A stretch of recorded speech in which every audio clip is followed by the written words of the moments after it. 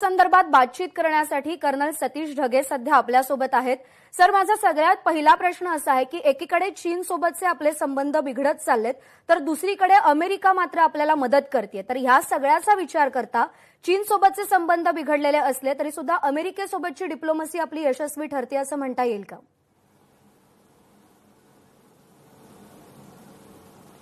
नक्कीच भारताच्या बाजूने ही जी आहे एक सकारात्मक अशी घटना आहे, परंतु या घटनेला जे आहे आपण एक मोठ्या अँगलने आपण पाहायला पाहिजे। असं म्हटलं जातं की 20वे शतक जे आहे ते USA अमेरिका आणि रशियाच्या कोल्ड वॉरनं गाजलं।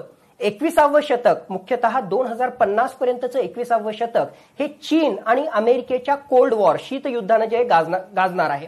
मग त्याचाच एक भाग म्हणून साऊथ चायना सी जे आहे आपला इंडियन ओशन रिजन जो आहे या हिंद महासागरामध्ये चीनला टस्सल देण्यासाठी अमेरिका स्वतःची सुप्रीमसी त्या ठिकाणी स्थापित करण्यासाठी वेळोवेळी पावलं उचलत आलेली आहे आणि भविष्यामध्ये सुद्धा मोठ्या प्रमाणावर त्या ठिकाणी उचलणार आहे। आत्ताच तुम्ही जसं सांगितलं की त्या ठिकाणी जे आहे माईक पॉम्पिओ यांनी घोषणा केलेली आहे की जर्मनीमधलं साधारणतः 30,000 पैकी 9,500 त्यांचं सैन्य आणि युद्ध सामुग्री आणि महत्वाच्या काही वेसल्स, काही शिप, जहाजा या ज्या आहेत त्या साऊथ चायना सी मध्ये आणि इंडियन ओशन रिजन मध्ये ज्या आहेत त्या ठिकाणी स्थापित केल्या जाणार आहेत। भारताच्या बाजूने जे आहे नक्कीच ही सकारात्मक घटना आहे, पण साऊथ चायना सी जे आहे त्याचं अतिशय सामरिकरित्या, जिओपॉलिटिकली, जिओ स्ट्रॅटेजिकली आणि आर्थिकदृष्ट्या महत्व आहे।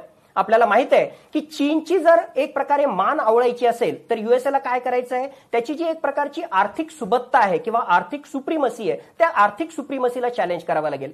80% चीनची जी अर्थव्यवस्था आहे आणि जे इंधन चीनला जे प्राप्त होतं ते या हिंद महासागरामधून साऊथ चायना सी मधून येतं आणि या साऊथ चायना सी वर जर डॉमिनन्स अमेरिका त्याच्या मित्र राष्ट्राच्या बाजूने जर करू शकला तर चीनला जे आहे एका अर्थी फटका बसेल। त्याचबरोबर साऊथ चायना सी मध्ये जे आहेत $3 ट्रिलियन पेक्षा सुद्धा जास्त शिपिंग आणि त्याच्याशी संबंधित जागतिक व्यापार हा प्रत्येक वर्षी त्या ठिकाणी होत असतो।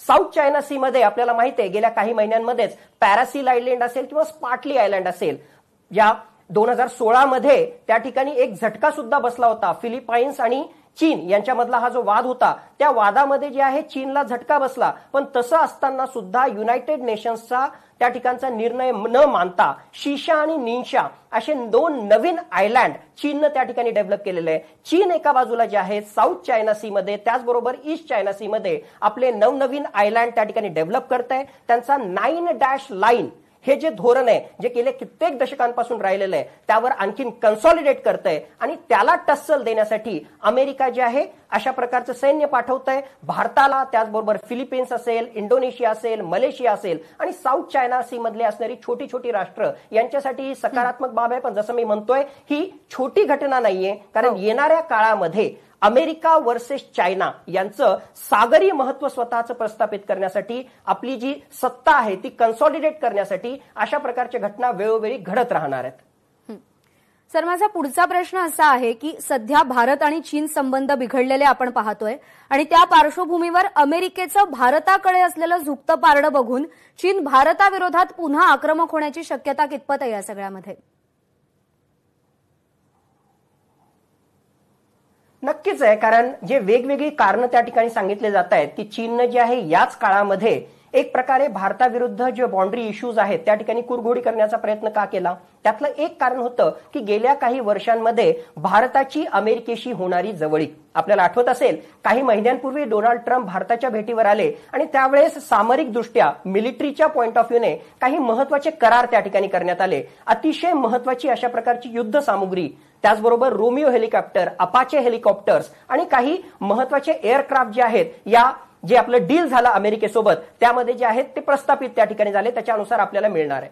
मग चीन जो आहे अमेरिकेला एक प्रकारे जे आहे आपलं शत्रू राष्ट्र त्या ठिकाणी मानतो आणि आपण जसं पाहतोय की 21व्या शतकामध्ये चीन वर्सेस अमेरिका हा संघर्ष जो आहे चालूच राहणार आहे आणि अमेरिका एक प्रकारे जो भारताची बाजू घेतोय आणि आज घडीला चीन आणि भारतामध्ये जो संघर्ष त्या ठिकाणी आहे तर नक्कीच अमेरिका भारताची बाजू घेणं हे चीनला कुठेतरी खूपच असणार आणि अशा प्रकारे बॉर्डर इश्यूज मध्ये भारताला गुंतवून ठेवणं आणि त्याच्या माध्यमातून अमेरिकेला सुद्धा एक प्रकारे चेकमेट करण्याचा प्रयत्न करणं अशा प्रकारचा चीनचा त्यामध्ये हेतू असू शकेल। परंतु भारताला जे आहे क्वाड फोर्सेस आपण ज्याला म्हणतो अमेरिकेसोबतच ऑस्ट्रेलिया, जपान आणि भारत या चौघांचा जो ग्रुप आहे याला आपण क्वाड फोर्सेस प्रोसेस म्हणतो, चीन सोबत जे आहे या चारही राष्ट्रांचे एक प्रकारे जे आहेत प्रतिकूल अशा प्रकारचे संबंध आहेत, त्याचा फायदा आपण घेतला पाहिजे. आणि या अमेरिका आणि चीनच्या संघर्षामध्ये आपलं आर्थिक हित, सामरिक हित आणि सगळ्यात महत्वाचा आपला राष्ट्रहित साधून अशा प्रकारचा बॅलन्स आपल्याला या ठिकाणी साधता आला पाहिजे. सर, पुढचा प्रश्न असा आहे की जर अमेरिका तिचं सैन्य चीनमध्ये आणत असेल, आणि तुम्ही मगाशी शीतयुद्धाचा उल्लेख केलात, पहिलं जे शीतयुद्ध होतं ते अमेरिका आणि रशियामध्ये झालं, आपल्या सगळ्यांना माहितीये, ही दुसऱ्या शीतयुद्धाची नांदी म्हणायची का? नक्कीच ही दुसऱ्या शीतयुद्धाची नांदी आहे. एक अतिशय छान पुस्तक आहे हॅज चायना वोन नावाचं, किशोर मेहबूबानी नावाचे युनायटेड नेशन्स सिक्युरिटी काउन्सिलचे सेक्रेटरी जनरल होते. त्यांनी एक विश्लेषण त्या ठिकाणी केलेलं आहे आणि अतिशय सुंदर विश्लेषण. आपण जर पाहिलं तर साधारणतः 1990च्या आसपास भारत आणि चीन यांची जर आपण तुलना केली तर जीडीपीच्या दृष्टिकोनातून, मिलिटरीच्या दृष्टिकोनातून आपण ऑलमोस्ट एकाच ठिकाणी होतो. 2020 मध्ये जर आपण कंपॅरिझन केलं तर चीन अर्थव्यवस्थेच्या पॉइंट ऑफ व्ह्यूनं आपल्यापेक्षा ऑलमोस्ट 5 पट पुढे गेलेला आहे. आपलं डिफेन्स एक्सपेंडिचर या पॉइंट ऑफ व्ह्यूनं भारताची तुलना केली तर चीन आपल्यापेक्षा जे आहे 4 पटीनं पुढे आहे. न्यूक्लिअर मिसाईल्स असतील, सामरिक सामर्थ्य असेल, याच्या दृष्टिकोनातून तो पुढे गेलेला आहे. मग फक्त भारताशीच चीन जे आहे त्या ठिकाणी स्पर्धा करत नाही, तर एक प्रकारे जागतिक दर्जावर त्याने स्वतःचं असं एक प्रकारचं प्रस्थापित स्वतःला त्या ठिकाणी केलेलं आहे की 2049 पर्यंतचा चायनाचा जो आहे ऑफिशियली प्लॅन आहे 100 इयर्स मॅरेथॉन.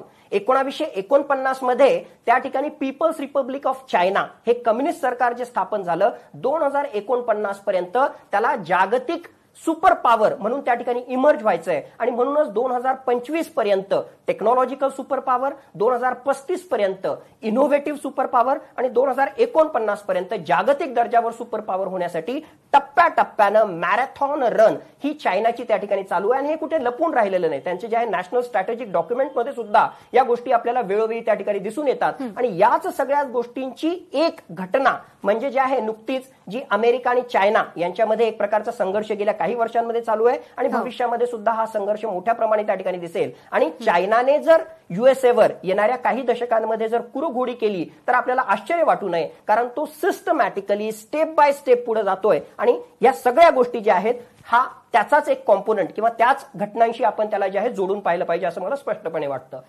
सर, एक शेवटचा प्रश्न असा विचारते की आपण बघतोय की सीमेवरचा ताण वाढत चाललाय, मग ते पाकिस्तान असेल, नेपाळ असेल, आपल्या विरोधात शस्त्र उगारून उभे आहेत. तर जर अमेरिका तिचं सैन्य आशियात आणत असेल तर या दोघांनाही चाप बसण्याची शक्यता आहे का?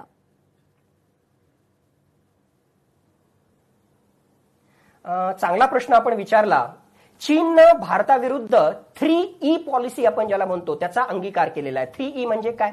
Encirclement, entanglement and envelopment. म्हणजे काय? भारताच्या भोवतीची जी छोटी छोटी राष्ट्र आहेत त्या छोट्या छोट्या राष्ट्रांमध्ये चीनने ऑलरेडी आपली सैनिकी स्थळं किंवा एक प्रकारे नेव्हल बेसेस जे आहेत किंवा इकॉनॉमिक बेसेस त्या ठिकाणी त्यांनी उपलब्ध करून ठेवलेले आहेत. उदाहरण जर घ्यायचं असेल तर आपल्या पश्चिमेला असलेलं पाकिस्तान एक ग्वादार पोर्ट असेल, त्याचबरोबर आपल्या दक्षिणेला असलेलं श्रीलंका हंबनटोटा पोर्ट असेल, बांगलादेश असेल, नेपाळ असेल, त्याचबरोबर म्यानमार असेल. या प्रत्येक ठिकाणी आर्थिक दृष्टिकोनातून किंवा मिलिटरीली सामरिक दृष्ट्या ऑलरेडी चीन या छोट्या देशांपर्यंत पोहोचलेलं आहे. आणि चेक डिप्लोमसी आपण ज्याला म्हणतो, पैशाच्या माध्यमातून, आर्थिक माध्यमातून स्वतःचं स्थान त्या ठिकाणी बळकट केलेलं आहे, जेणेकरून भारताला त्याला एनसर्कल करता येईल. फर्स्ट ही. दुसरं जे आहे एनव्हलपमेंट. आता तुम्ही जे या ठिकाणी उदाहरण दिलं, भूतान असेल, नेपाळ असेल किंवा ही शेजारी राष्ट्र आहेत, छोटी छोटी राष्ट्र आहेत, चेक डिप्लोमसीच्या माध्यमातून म्हणजेच Chinese economy belt road initiative असेल किंवा वन बेल्ट वन रोड आपण ज्याला म्हणतो, हा अतिशय महत्वाकांक्षी प्रोजेक्ट जे आहे त्याच्या माध्यमातून या छोट्या छोट्या राष्ट्रांमध्ये पायाभूत सुविधाचा विकास निर्माण करण्याच्या निमित्तानं चीनने जे आहे त्यांना पैसे देऊ केलेले आहेत, त्या ठिकाणी प्रोजेक्ट डेव्हलप होत आहेत आणि एक प्रकारे या देशांवर जो आहे तो प्रभुत्व गाजू इच्छितोय. आणि तिसरं महत्वाचं एनव्हलपमेंट ज्याला आपण त्या ठिकाणी म्हणतो, एन्टँगलमेंट आपण म्हणतो. दुसरा मुद्दा मी एनव्हलपमेंट सांगितला. एन्टँगलमेंट म्हणजे भारतामधले जे आपले आंतरिक प्रश्न आहेत, मग नक्षलवादासारखा असेल, दहशतवादासारखा असेल, पाकिस्तानला सपोर्ट देणं असेल, याला वेळोवेळी चीन जो आहे सपोर्ट छुपा पाठिंबा त्या ठिकाणी देतोय आणि या 3 ईच्या माध्यमातून भारताला तो कंट्रोल करण्याचा प्रयत्न करतोय. त्याच्या अपोजिट जर आपण अमेरिकेची मदत घेतली आणि अशा प्रकारचे एक कोइलिशन क्वाड फोर्सेसच्या माध्यमातून, त्यामुळे आता अमेरिकेनं हे जे पाऊल उचललेलं आहे सर, त्याचे आंतरराष्ट्रीय स्तरावरती काय सात पडसाद उमटतात हे येणारा काळ ठरवेल आणि ते पाहणं अतिशय महत्वाचं आहे. धन्यवाद सतीश सर, तुम्ही केलेल्या सगळ्या सविस्तर विश्लेषणाबद्दल आणि केलेल्या मार्गदर्शनाबद्दल.